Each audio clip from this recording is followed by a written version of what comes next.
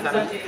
ఈ దేవస్థానానికి ఈరోజు బాల్య వివాహాన్ని విరోధిస్తూ ఏదైతే మన గవర్నమెంట్ పరంగా ప్రభుత్వ పరంగా విశేషంగా ప్రతి హిందూ దేవాలయాలకు వెళ్ళడము ఏది తెలిసి తెలియక మన పెద్దల నుంచి వచ్చినటువంటి సాంప్రదాయం అది ఇప్పుడున్నటువంటి పిల్లలకు విద్యా విషయంలో కావచ్చు, వాళ్ళ యొక్క ముందు సాంసారిక జీవన విషయంలో కావచ్చు అనేక బాల్య వివాహాల వల్ల ఇబ్బందులు ఉన్నాయని చెప్పి అది ఉదాహరణపూర్వకంగా రుజువైనటువంటి కారణం వల్ల మరి ఇప్పటికీ దాన్ని అర్థం చేసుకోక ఎంతోమంది తల్లిదండ్రులు ఏదో ఆడపిల్ల అంటే చదువు చెప్పించకుండా ఏం చేయకుండా ఇంటి నుంచి ఒక పిల్లలు పంపిస్తారు అనే ఉద్దేశంతో బాల్య వివాహాలు చేస్తూ ఉన్నారు. కానీ మన లింబాద్రిగుట్ట మీద అటువంటి అవకాశం లేదు.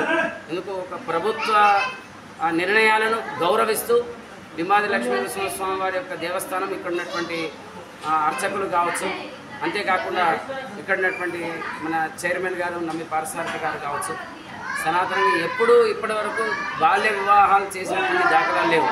ఆ విషయంలో ఘంటాఘోషంగా లింబాద్రి స్వామి సాక్షిగా మనం చెప్పొచ్చు. మన భక్తులు కూడా ఇప్పటి వరకు బాల్య వివాహం చేసేది లేదు. ప్రభుత్వ పరంగా నడుచుకుంటున్నాం. అన్ని ప్రభుత్వ సలహాలతో ఇక్కడ కార్యక్రమాలు జరుగుతున్నాయి.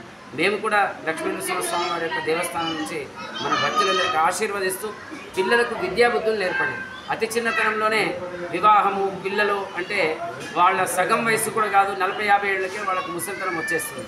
మరి అట్లా కాకుండా ఒక 70-80 సంవత్సరాలకు వచ్చే వైరాగ్యము 20-30 సంవత్సరాల పిల్లలకు వస్తే వాళ్ళు మన భారతదేశ భవిష్యత్తును ముందుకు ఎట్లా తీసుకెళ్ళగలుగుతారు?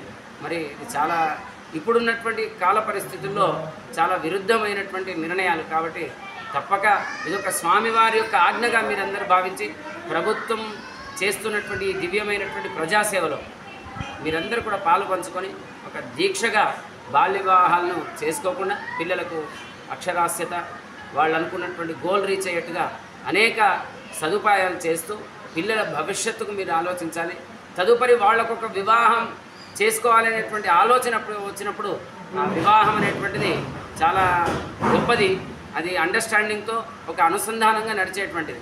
మరి అలాంటి భావన పిల్లలకు కలిగినప్పుడే వివాహం చేయండి తప్ప బలవంతంగా ఎక్కడ వివాహాలు చేయకూడదు అని చెప్పి ఈ సందర్భం ఇలాంటి సేవ చేస్తే కొరకు భారత భవిష్యత్తు కొరకు ఆమె నిరీక్షిస్తుంది. కాబట్టి లక్ష్మీనరసింహస్వామి ఆమెకు ఆయురారోగ్యాలు ఇచ్చి విశేషంగా ధర్మ ప్రచారం చేయాలని చెప్పి నేను ఆశీర్వదిస్తున్నాను.